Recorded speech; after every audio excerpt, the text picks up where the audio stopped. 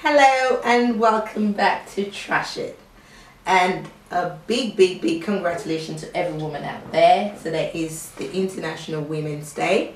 So we're celebrating women. Men, don't be jealous, your day will come. So today we're celebrating women and we've got a powerhouse with us. So ladies, this is where I see you guys cheesing away. This is our gorgeous Deborah Sawyer of the Deborah Sawyer's powerhouse. I call her a powerhouse. It's a nano. Trust me. I'm bowing down. Humble. Thank you. Before I talk a bit about this wonderful lady seated with us, I met her on social media, and there's so many spare of things about her. Financial literacy, educating young people, even women of color. So trust me, you're in for a ride. So today we're going to be talking about something. We're not always doing something serious as about content. So it's not something heavy, but we're going to be talking about financial literacy today. So welcome, Deborah. Thank you. Good to have you here. And your usual host, Shari, welcome back. Hi guys. She's really feeling important because everybody's missing her. I know. Celia was calling me Shari. Yeah, I saw that. Now we know how much she loves you. I know, she can't do without me. Don't take it out. I know. So a story to common is that we notice nowadays celebrity children or child stars, they have the opportunity to make money from an early age. And lottery winners, and you see how people squander their money, and you be like, how can you go from 7 million to 7 nothing? So today we're going to be learning from you. We're going to tap, and trust me, this is not a one-off.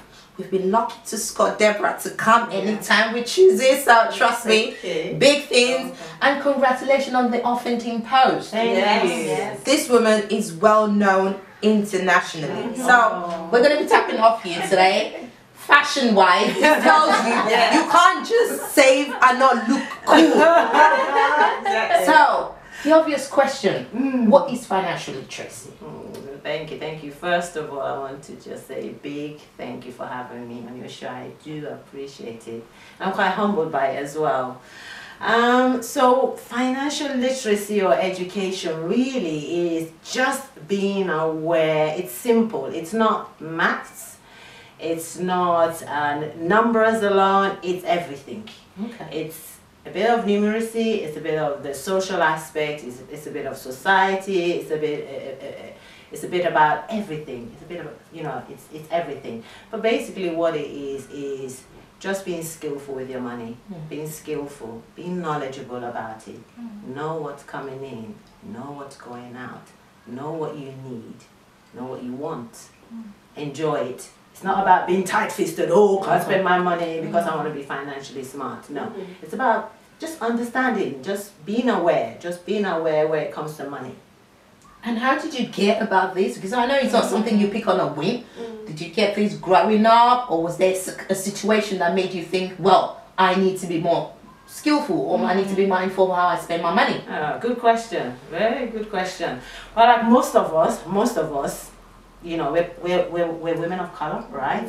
I grew up partly in Nigeria, but most of my life here. So my home was very typical. My parents never really spoke about money per se, although it wasn't taboo. My father was a breadwinner. The only thing I learned growing up until the age of 10 was my dad bought shares. He bought shares. In fact, when he bought them, I didn't really understand what he was talking about. Because now African parents, they talk with accents. So you say, hey, boss, that's my mom. Boss, I bought some shares from you. I'm like, shares? Eventually, I figured it was shares he was talking about. But unfortunately, he passed away when I was 10. So, that was really the end of it. Then fast forward, coming back to the UK in my 20s and starting to work. I looked around, I was telling someone this the other day, I looked around when I came back, after being out of the UK for like 16 odd years, and I thought the lights look so bright, the streets look like they're paved in gold, there's money everywhere. Oh dear. It seems like there's a lot of money everywhere. But I just felt a bit scared about it. I thought, I'm not going to get sucked into this, I'm not going to get sucked into all of this money, credit cards, money. I was like, no, I'm not doing it. So that was really the beginning of it, for me to start thinking, you know what, you've got to be smart here, otherwise you're going to get carried away. And of course, I then worked with people who were financially savvy, smart. I asked questions. I said, you know, how did you do it? How did you get this house? What did you do? What did you sacrifice? That's really how it kind of started and just snowballed into, you know, putting things away, sacrificing, delaying that gratification. It doesn't have to be now. But of course, you know my story, don't you? So, you know, and everything was good. Everything was good until I got married, and I married somebody who was really good with making money. He really was good with making money, a lot of money that could feed probably all of our families and still have enough left. But he just wasn't good with keeping it. He wasn't good with keeping it, and you know, when you have financial problems in a relationship, marriage, it is the #1 killer of a relationship, a #1 killer. You know, and it killed our whole marriage. It just literally killed it. It just destroyed it completely, and led to so many problems, violence, arguments. You argue over things before you know it. The minute you're arguing over things, someone's gonna strike. You know. Fortunately, I wasn't the one striking, you know. So this is how I came into it. I realized that, you know what, Deborah, there are a lot of people that grew up in your background. There's a lot of people in this country going through the same thing all over the world, you know. There are kids not learning anything about finance. Our kids weren't really learning anything. Why don't you start something? So that's how it all started. And that takes you to your question. Yes, because it's interesting you said that, you know, kids don't, you know, get taught. So the other question is, how do you get kids to start saving more? And it doesn't feel like you're pressuring them, or, you know, putting it down their throats. So what advice would you give on that basis? Okay, so with me, charity begins at home, right? So before I got all this started, of course, I knew the focus was going to be kids, young adults, and then adults. It's a lot more difficult to get adults to buy into it because we're set in our ways. As adults, we're set in our ways, and so with kids it's easier. So of course I had kids of my own. You know, when I started this, my oldest one was what? She's 15 now, so this is 3 years. She was 13 at the time, and the younger one would have been maybe 11. And I used them as my, so to say, guinea pigs. You know, hey, if we're gonna do this with other kids, let's start with you. So I said, you know, from now on what we're going to do is you are going to do stuff around the house. And I know there's different schools of thought. Should we give our kids pocket money? Should we tell them to do chores or not? Whatever. My school of thought is you cannot teach children about finance without giving them real money. Give them real money. Let them see it, let them touch it, let them earn it. You know, that doesn't mean you can't give to them freely without them doing anything around the house. So I started with my kids. I said, look, you sit down, get paper and pen, you tell me all the chores. We'll sit down and talk about all the chores in the house, and we'll put a price to it. So we put a price to each thing. And they're going to be making money soon. So they pick and choose what they want to do. Because okay, that's a very interesting point what you brought up, because I'm thinking people watching this at home might think, well, why do you have to pay your kids to do the job around the house? They should be doing it anyway without you having to do it. So what would you say to people like that that would be wondering that? Yeah, I mean, it's a fair point, but how else are you going to teach them? Would you rather give them money for free and they don't understand the value of it? Or take them to a school for them to learn about finance? It's not taught at school, it's not taught at church, it's not taught in the community center. So it has to begin at home. It doesn't matter, you know, if it's chores they have to do at home. All you're trying to do is help your kids to understand the value of money. So how much would you put on taking the trash out? Let's price it up. She wants the price. Let's it up because I'm loving this. So yeah, how much just want your price? Let's photocopy it and send it through the video, and then we want it to, right? We do have a price list. Taking the bin out. The kids are so smart because they like to do the ones that cost the most. But easier.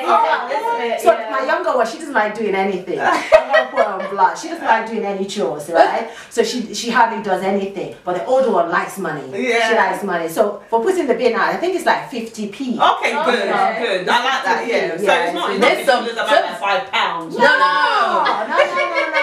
No. The one they make the most money on is I think it's mowing the lawn. And No, they don't get paid for cleaning their room. Wow. No, Of course not. No, Yeah. no. All the chores. This is good, you know. Yeah, this is good because that's what I was going to Yeah. ask. Because you see, one person had asked me as well about cleaning the room, and I said, well, that should be something they do. But you know what? Can you please send me that part? So I think it's good. That's their mess. Yeah. But the chores in the house are things that affect us all. Okay. We all eat. Yes. So we all put our plates aside and you put it in Yeah. the dishwasher. You load it and then you unload it. Okay. Yeah. So anyway, going back to the question, it is just getting them to understand the value of money by making them work for it, because eventually that's where they're going to get to. That's where we all are, right? Making money. So let them understand the value of it. Apart from that, when we first started, they used to get paid on a weekly basis, and then as they got older, it got to every 2 weeks. And then they got older, it's every month. Wow. So now they have to understand, I have to do a whole month and wait for my money before I get it. So what you're doing basically is doing it like, as you said, like the working system. Yeah. So when you go out to work, Yeah. you know that you have to be patient. Yeah. And Yeah. deserve your money Yeah. because it has to last till the end of the month, and you Yeah. won't get any in between, right? Is that No, correct? you don't get anything. So there's no between. advance. No. So you just have to keep a track of what chores they've done and how much they would earn by the end of the month. the So how do you owners- keep a track?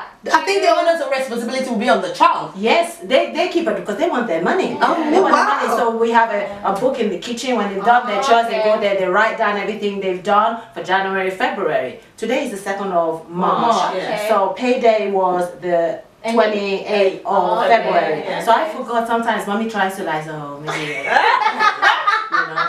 And my daughter's like, Mom, you know, it's the 1st of March, right? You're going to pay me. Wow. I was like, so you know, That is good. those kind of things. And just to quickly touch on another thing on a more serious note, teach the kids, allow the kids to manage their own bank accounts. I know it sounds crazy. They don't have to have thousands in there. If you have an account you've opened for your child from a young age, which I did when my kids were very small, and I put lots of money in there. I took the money out, and then in fact what I did is I took the money out and I shut the account down. And I put the money somewhere else. And then I took them to the bank and I opened their own bank accounts in the bank. This is what a bank account will do. This is what it doesn't do. Here is your card. But already mommy has taught them at home that you don't take that card and just use it willy-nilly. Because it's a contactless card. But they do know, actually if I want to buy something now being paid on the 1st of March, I take my card into the machine and I take the money out. You know. But you see, the good thing I like about that, because my kids, because she's coming up to teenager now. Yeah. She's 11, and the Yeah. same thing. She was just like, oh, I want a bank card. I want a bank card, because you know you have these adverts now on TV where they're telling kids from I think the age of 9 or 10 now you can apply for these like kind of credit card, but it's where, as you say, where the parents put in the money, and then the kids can obviously go out. And she kept saying, and it's the same thing I was thinking. I'll take her into the bank, let them sit her down and speak to her, and then what I just thought was great is that instead of me putting in the money now, I'm gonna get your chore things and let her start building up the money, because as you say, it's a good idea for them to learn that you have to work to get money. Money is not free. And then, as you say, you know, the paying system, the whole patientness, so that when she's spending, she knows the what value she's spending. of that money. Because if I give her £5, it's just £5 for her. She just know that, okay, if that £5 come out of that account, it's gone. No, that's So I a think it's good very thing. good. We'll go to you now because I know you're gearing to. Okay, so I mean, the other question we have is, so there's a lot of, you know, there seems to be a lot of generational wealth, especially within the Jewish community, the Asian community. Why is it so difficult for us in the black community? I mean, we make money. Well, why is it so difficult for us to maintain that money and pass it on to our generation, from generation to generation? Why? I don't know if I know the answer to it. I don't know if I know all the answers to it, but Is it that our priorities are wrong? Yeah. It's a combination of things. It's so many different things. It is so many things. We've got so much that we're dealing with. You know, we have so much that we're dealing with as people of color. Let's be honest, so much. But I think the other races start young. Wow. They start young. Go out on the street and, you know, you will see the sweet shop next door. Mr. Patel's child might be in there with him. You know, they have their family come together, they help each other out. Sometimes we don't tend to do that. It's all about me, myself and I. We're not thinking about the next person, you know, within our community. Other things like we like to look good, we like to look too good. We like to look too good. You know, we love our physique. Sorry. Yeah, we do. Is that, can we We can. You know, we love we like to look good, you know, and it's all good, but our priorities, again, like you said, Yuri, you know, our priorities are wrong. We want it now. We don't want to wait. You know, we don't like to sacrifice too much. You know, let's just have it now, spend it now, and be done with. Instead of thinking, you know, there's going to be a tomorrow. And this YOLO thing, you only live once, so just use it. Blow all your savings. Yeah, you know, we don't think like, you know, there's a tomorrow. None of us is going to work forever. Sometimes it's hard for us in our culture to even imagine that you can't work till you're 80. You know, you want to stop at some point and enjoy it. Other cultures leave inheritances. We spoke about this the other day. We were talking about inheritance, and I know you've had it on the show. They leave inheritance for their children, and their children value it. Within our culture, inheritance is left for us. Oh my God, the whole world is gonna finish. You know, everyone's fighting. I want it all. You know, greed. You know, so it's and the other thing is, we also don't fully understand investment, and we're scared. We're scared of delving into it. We don't understand investment, and so we don't delve into it. Sorry, because that was another question I was going to ask. Because when I checked your Facebook page, I was like, you know, that is a interesting thing that you said. There was 3 things. You know, you spend, you save, and you invest. Yeah. And I thought, you know, that's the thing a lot of us do. We know how to get the money, we know how to spend it, but we don't know how to invest it. And the thing is, I think it's because we don't know how to manage the portfolio. Yes, and I suppose a lot of us want to just be in that comfort zone of, I'd rather just keep the money. I'm not going to take that risk. And I think, as you say, probably cultural. We don't know how to take that risk with our money and say, okay, put it there. Because as you say, a lot of us probably don't know about stocks and shares and all these things. So it's like, what advice would you give on taking risks on the bonds and investment, and take, you know, control of the stock market? No, it's a really good question. You know, we take risk every day. I mean, I took a risk coming here. I drove, you know. I drove my neighbor's car. I don't even have a car right now. My car's with mechanics, so I drove. I mean, someone could have hit me or whatever. You step out the door. We're taking risks all the time. So take some risk. I mean, what's the worst that's going to happen? You've got to start small, of course. Don't try to do it like the big guys are doing it. Just start small. Something small like an ISA, individual savings account. Start small. That thing saved my life when my marriage fell apart. It saved my life literally, because I was going to lose my home, and I've been putting in that ISA for years. Just small amounts of money, probably about £100 a month, for years, without realizing I didn't even know how much I had in there until I needed £7,000 to pay off a debt. I was on my own. I was going to lose my home. So just start small. Let go of this fear of, oh, I have £50,000 in my account, and I'll just put it in that Santander account there and just be collecting 50-50 every month. The bank just says, here's 50, and I'm happy because let me just be looking at that 50,000 there. Take some of it and diversify it. Put a bit here, put a bit in an ISA. You know, put a bit, you know, in property. You can invest in property these days without owning a building. You don't have to own a building, be a landlord or landlady. So it's just taking the risk, but investment is the way wealth is created. Forget about all this. You can budget all you want, all good. You can save all you want, fabulous. But if you're not investing, you ain't good. You're not gonna create any kind of wealth for yourself. It's just not gonna happen. I think what I'm taking from this, I mean, this is very important because we do a lot of different topics. What I'm going to take away from this is what you said. Start it from when the children are young. Let them understand the value. You know, let them on. I'm definitely gonna do that with my son, because he's very. Oh, daddy, I want this and I want that. He wanted to be thinking of the chores. Seriously, he wanted a Valentine's present. He did. He goes, oh, well, I want a Valentine's present, Mom. If daddy's getting me one, I want one. And the thing is, he wants more than one gift. You know, so it's not just one. He wants one. So he needs to understand you have to work in order to be able to afford things like that. And there's a difference as well. If I can just interject there. When I teach the kids, you know, about finance during summer programs and things like that, there's a difference between want and need. Want and need, and the two are important, but we've got to put it in priority. Another thing, when we were talking earlier about the kids making money and the rest of it, when my girls make their money, they're 15 and 12. When they make their money and they say, Mom, my friend's birthday is coming up, I need to get her a gift, I want to buy her a gift. I'm like, she ain't my friend, she's your friend. Okay? So you got money, in your account so you can pay for it. Or sometimes they will be like, oh Mom, I need to get another hair bubble. When I bought you hair bubbles, I bought you loads, but I really, really want this for something. I'm like, okay, all right, you want the hair bubble. I will give you 25% towards the cost of that. You pay 75% towards it. Wow. And then they say, actually, I don't think I need it. I don't need it anymore. I'm like, you sure? You sure you want it? I'm gonna give you 25%. All right, let me just go back a bit because you said something that kind of resonated, and I think we're kind of hitting a financial breakthrough here. How can you own a property without actually owning one? Okay.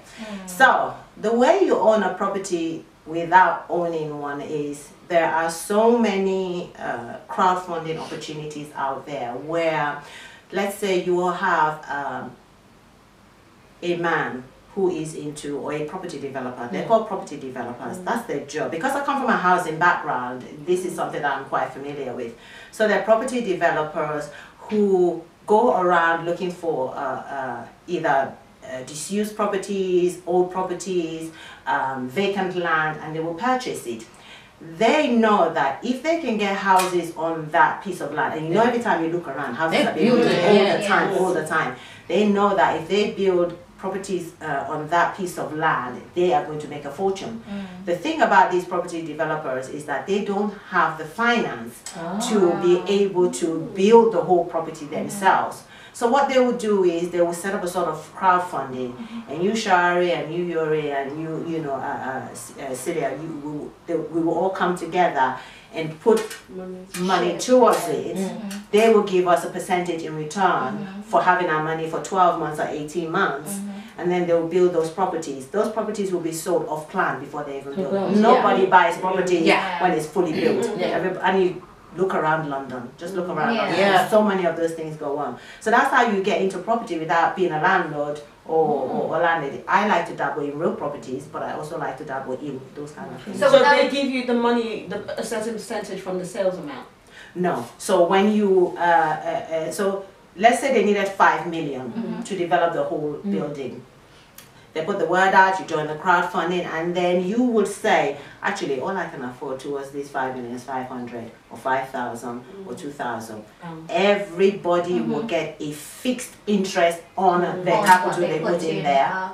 And then when the building is done, you don't get anything from the sale of it or nothing. You have a set interest that's going to come back from it. So like a share? Like a share?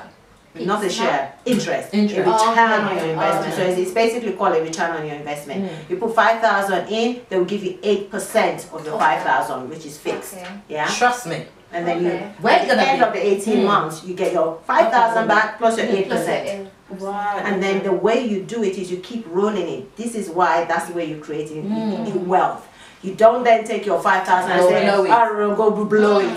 You have to get into the habit of reinvesting it, putting it back, keep playing in it. So can you put that money back into that same company, or would you Yes, advise yeah, to move it around? No, you can put in the same one. You can do so many different ones. Because the bigger I get, obviously Yeah. the more percentage. Yeah.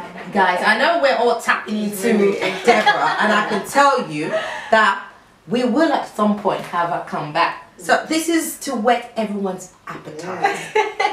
There's still more shows coming, and we will be talking more about financial literacy, how to invest, how to make money, how to make kids work for their money and pay 25% of whatever they need. So no, Deborah, this is so it's like a light at the end of the tunnel. Do you know, when we sort of reached out to her, we knew the kind of was gonna come out of this show. So trust me, all our outs. Thank you. No, this is so guys. We'll put Deborah's details within the comments. So if you want to follow on Instagram or Facebook, and reach out to her. She does quite a lot of things within the borough. I've seen you speak to, I think it was in the mayor of Thurrock. Thurrock. Yeah, so she did a piece for them. So guys, trust me, your comments, I don't know anything about finance. I know Deborah. So put all your comments in, and then we'll read it, we'll feed it back to her, and then we'll put our details within the comment section, and then you can reach her. So until next time, thank you so much. Bye. Bye.